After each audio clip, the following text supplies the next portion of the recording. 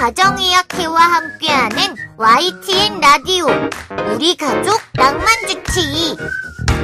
네, 안녕하세요. 건강을 위해서라면 뭐든지 물어보는 개그맨 동엽 이동엽 인사드리겠습니다.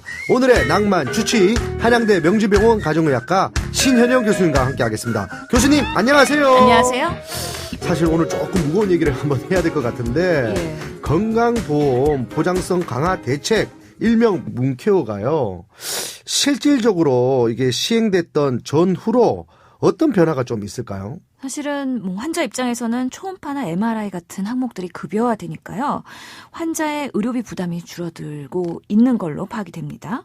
하지만 이에 대한 부작용에 대한 목소리가 나타나고 있어요. 그래서 지금 하나의 부작용으로 나타나는 게 환자들이 이왕이면 MRI 찍을 거면 큰 병원 가서 찍겠다고 오히려 대학병원으로 환자들이 더 몰리고 있다는 거죠. 아, 근데 환자분들이 대형 병으로 쏠리는 현상, 이게 정부에서는 그럼 어떻게 또 해석을 하고 있는 거예요? 예, 이 현상은 바람직하지는 않습니다. 중증 환자들을 치료하기 위해서 상급 종합병원들이 있는 거죠.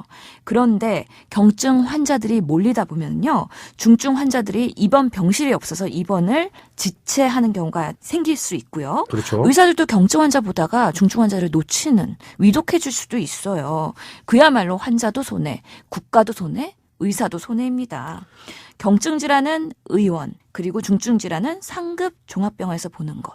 이런 것들이 기본적인 원칙인 거죠. 아, 근데 저도 참 마음이 그렇게 해야 되는 건 알지만 뭔가 좀 아프면 대형 병원에 꼭 가서 진료를 받고 싶은 마음이 생겨요. 이거 왜 이럴까요?